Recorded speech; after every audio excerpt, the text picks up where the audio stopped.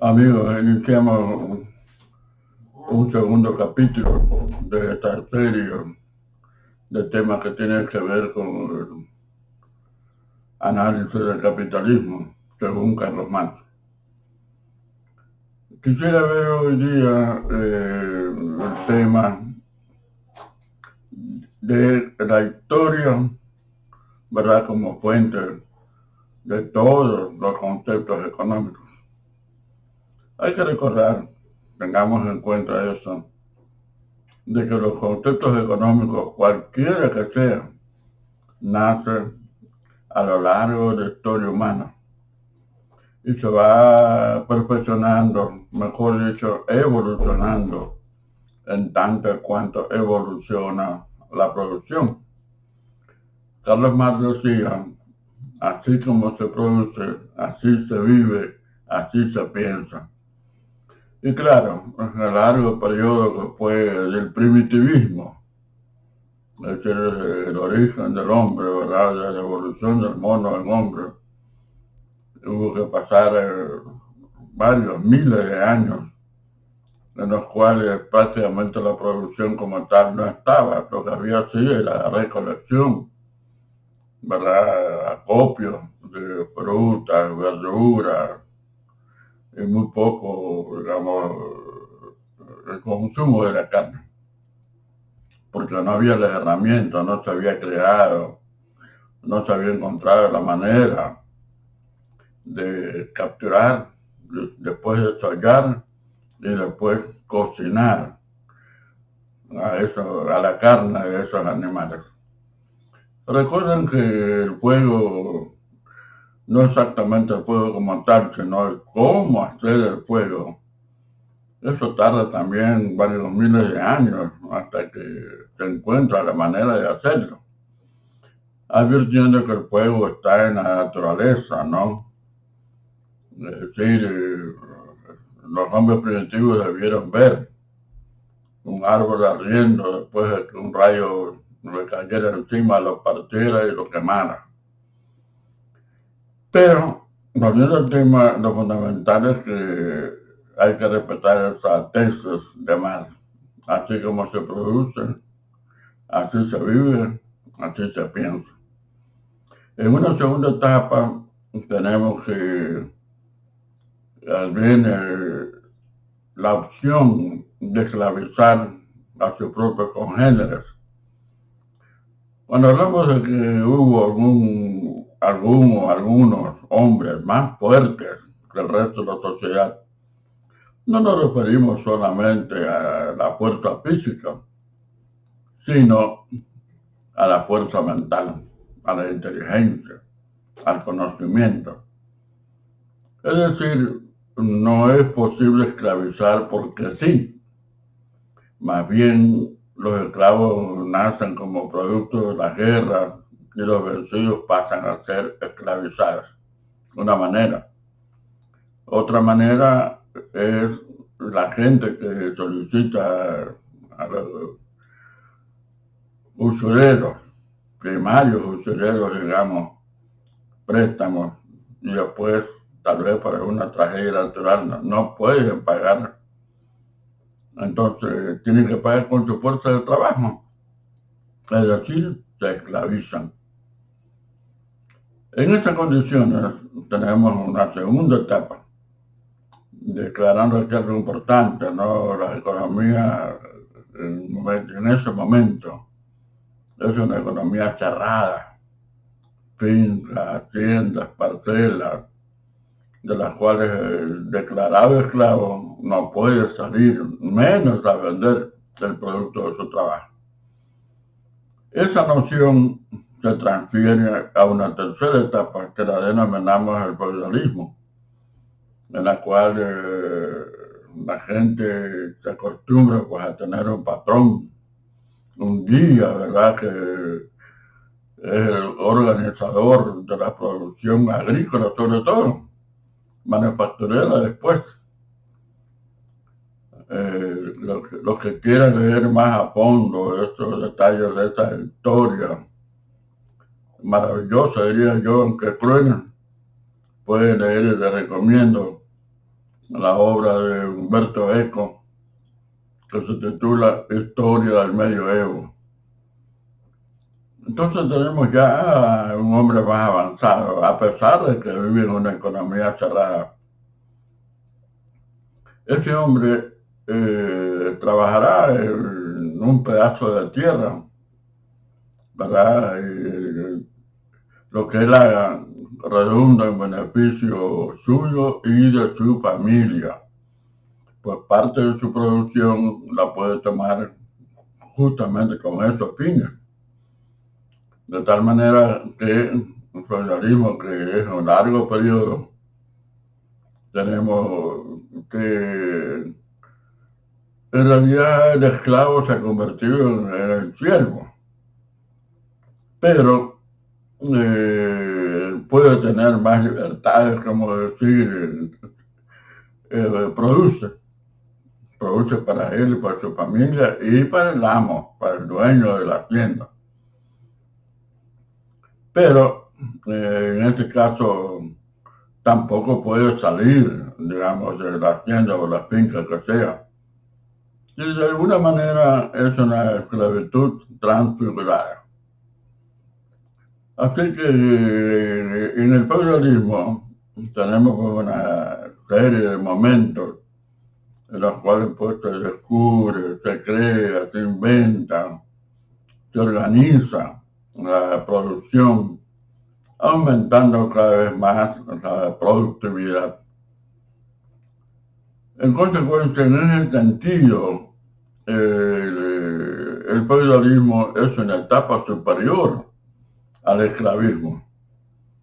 Acoto aquí algo que decía Carlos Marx: la bestialidad del esclavismo se debía a que era necesario liberarse de la brutalidad del primitivismo.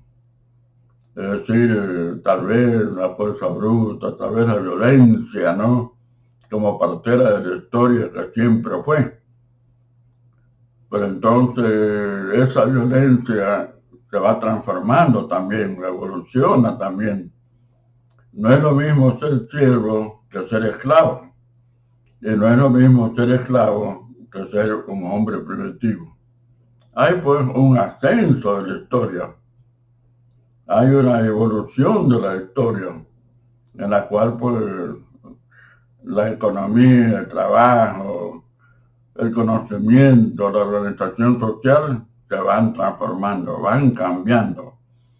Justamente en esta época, esclavismo, feudalismo, surgirán las nociones de Estado, por ejemplo. Surgirán las nociones de la democracia también. Surgirán las nociones de, como decía Aristóteles, que Grecia pues era una democracia, pero cuya base fundamental era el esclavismo. Suena contradictorio, pero así era. Pero lo mismo pasaba en el feudalismo. Es decir, el antiguo esclavo convertido ahora en siervo seguía siendo pues el sostén de la economía nacional de cualquiera de los países que hablemos. Así que ven ustedes una evolución de todas las partes que hacen a una economía nacional, tratando de confirmar que todos los elementos, todos los conceptos, todos los principios, todas las leyes del quehacer económico nacen en la historia, evolucionan en la historia, se perfeccionan en la historia y mueren en la historia. Resulta ser que entonces encontramos aquí varios temas, ¿no?, que es necesario dilucidarlos. Por ejemplo, no se trata de que la obra de Carlos Marx sea de economía. No, no es cierto. La obra de Carlos Marx es historia económica mundial, porque revisa toda la historia del mundo, ¿no? Dado de una forma muy sintética.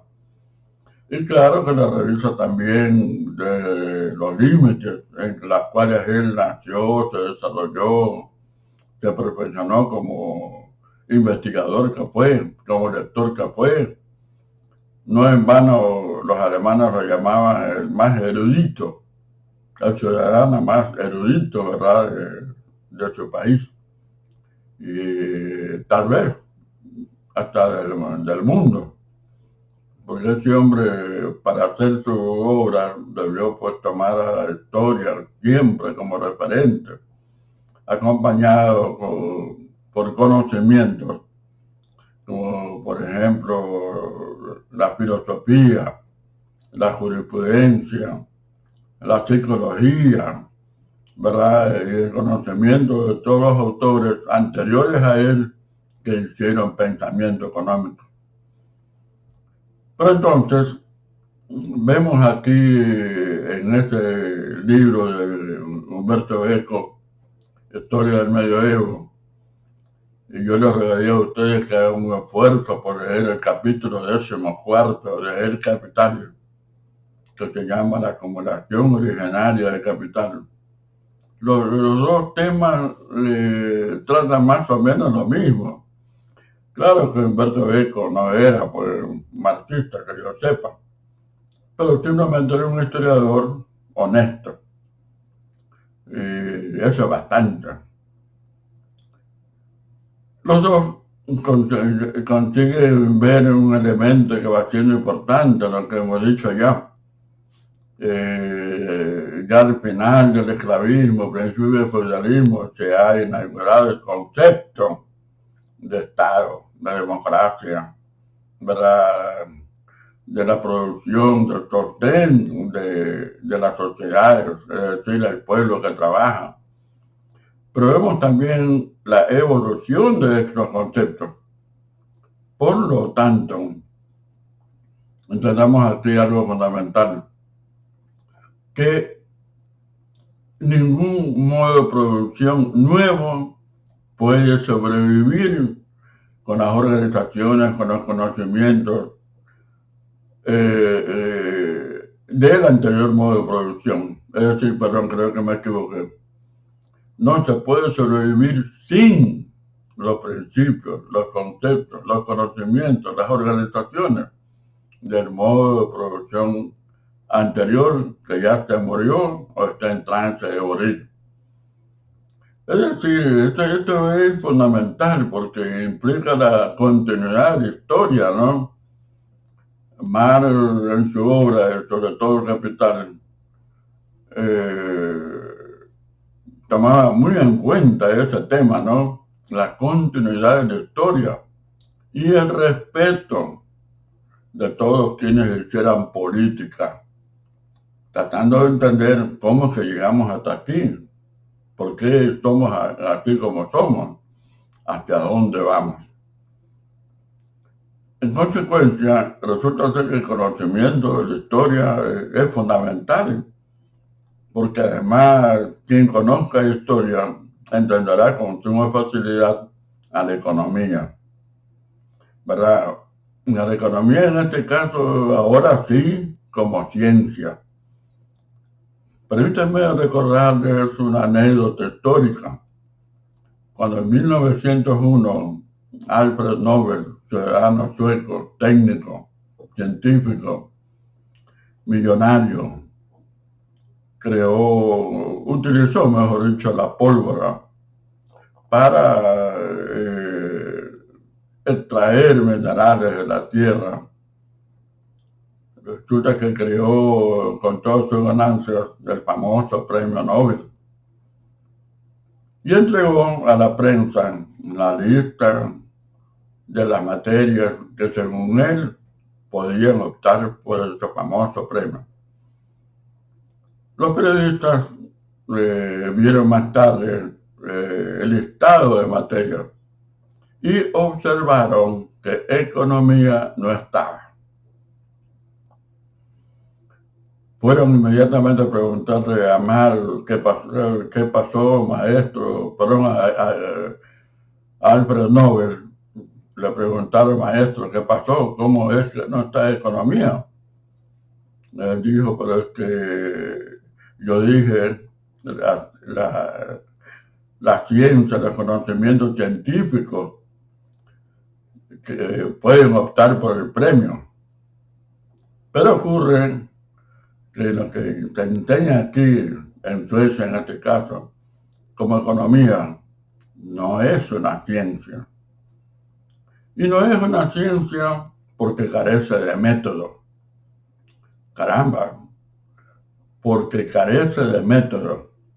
Con eso queda establecido algo fundamental. Sin método no hay ciencia. Es fundamental esta parte. Sin método no hay ciencia. En consecuencia, solamente entonces podemos entender a otro economista famoso, Joseph Schumpeter, austriaco, miembro de la Escuela de Viena, que en algún momento en su obra que se titula Los 10 grandes economistas de la historia, escribió: odio a ese Carlos Marx, lo odio con toda mi alma, pero no puedo dejar de reconocer que su método, el materialismo histórico, lo convierte a él en el único economista de todos los tiempos. Caramba, alguien como Schumpeter que reconozca eso es fundamental.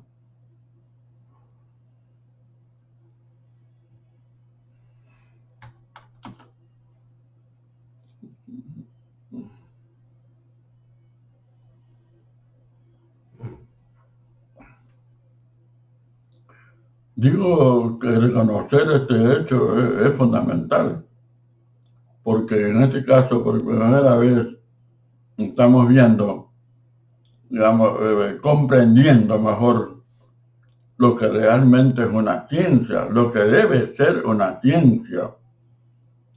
Y desde ese punto de vista, pues, Schumpeter pone muy en relieve a Carlos Marx, pero por favor, desde la ciencia. ¿Sí? Alguien tan prominente y de una escuela tan importante como la Escuela de Viena que diga eso, es importante para nuestros días, ¿no? Entender hacia dónde vamos, como era la otra pregunta. Porque por favor entendamos ahora que no es solamente la historia en sí como ciencia, sino la historia de qué. Por ejemplo, si Carlos Marx se dedica toda su obra al análisis de lo que él vio como capitalismo, no olvidemos que la vida de Marx se desenvuelve entre 1830 y 1883, en que él fallece. Es decir, esos son los límites del tiempo que él conoció. Es decir, a él le tocó conocer ya no el capitalismo originario, ¿verdad? Sino en una segunda etapa, digamos, la revolución industrial, que la hizo el capitalismo. No olvidemos que después de 1700 se fundan los bancos, sobre todo en Holanda y Inglaterra. Tenemos aquí un hecho fundamental, que los bancos en ese primer momento apoyan a la producción, porque entienden que es ahí, en la producción, donde se generan las fuentes del dinero. Entonces, si el dinero se reproduce ahí, caramba, los bancos facilitan sumas grandes de dinero para la extracción minera, para la producción agrícola, para la manufactura, ¿verdad? E incluso para la creación de nuevas cosas, entre las cuales, por ejemplo, surgirá el motor a vapor, ¿verdad? Que lo transforma todo. Con motor a vapor comenzamos, en este caso, a salir de la manufactura y entrar a la industria. Es importante tener en cuenta esto, ¿no? Es decir, sacamos la mano del trabajo manufacturero y la máquina nos reemplaza. Claro que en un primer momento tal vez la clase obrera no entendía esta hazaña gigantesca de humanidad que fue ese tránsito, ¿no? De la manufactura a la industria. Y ese tránsito es supremamente valioso, porque hasta hoy nosotros vivimos de consecuencias. Y por supuesto que mal que bien, con todos nuestros problemas, con todas nuestras limitaciones, estamos gozando de la producción industrial, que además sigue evolucionando, sigue cambiando, sigue perfeccionándose y nosotros cada vez más vivimos mejor. En fin, así tenemos que más analizar entre los límites establecidos por su época lo que él vio como capitalismo. Entendiendo aquí un tema también de otro orden, que por ejemplo, mucha gente cree, no sé por qué cree, que el capital analiza algo así como, digamos, como el catecismo, el camino hacia el socialismo. Es peor, que analiza al socialismo mismo. Pero lo cual es absurdo porque pensemos un poco que antes de 1883, el año de la muerte de Marx, ¿en dónde existió el socialismo? En ninguna parte. En ninguna parte. Lo que teníamos es el capitalismo aún en tránsito en algunos lugares del mundo desde el feudalismo. ¿Los socialismos en general? Absolutamente no. Entonces es preciso tener muy en cuenta este detalle, ¿no? Más no analiza el socialismo para nada, en ninguna parte, porque simplemente no existía. Y una pregunta, ¿se puede describir lo que no existe? No, a menos que viajes al futuro y nos traigas la reseña. Pero, ¿quién ha viajado al futuro? Nadie. En consecuencia, es fundamental tener en cuenta este tema. Marx analiza el capitalismo de su tiempo. Pero no solamente eso. Marx analiza todos los componentes del capitalismo. Esto es la producción, el trabajo, la plusvalía, el ahorro, la inversión, la reinversión, la producción, la productividad, ¿verdad? Las ganancias, salario. Oigan, todos evolucionan. Evoluciona la producción, todos los componentes del capitalismo evolucionan. Por lo tanto, hay que entender que esa evolución permanente es un tema que atañe a toda la historia humana. Claro que en algún momento en algunos países nos hemos quedado rezagados, otros adelantaron muchísimo, otros entendieron, en este caso, mal, a la hora de mal, no supieron aplicarla correctamente, ¿no? Eso lo veremos más adelante. Pero entonces también está el tema de quién interpreta la obra de Marx. Nos damos cuenta, por lo dicho hasta ahora, que leer esta obra no es para cualquiera. No es una cosa fácil. Realmente leer esta obra es como escalar una montaña, ¿no? El Everest, el Chimborazo, y un enorme esfuerzo intelectual. Y dicho esto, que queden claro para una próxima charla. Una cosa es la toma del poder y otra cosa es hacer la revolución productiva. Lo veremos en un próximo ciclo. Gracias.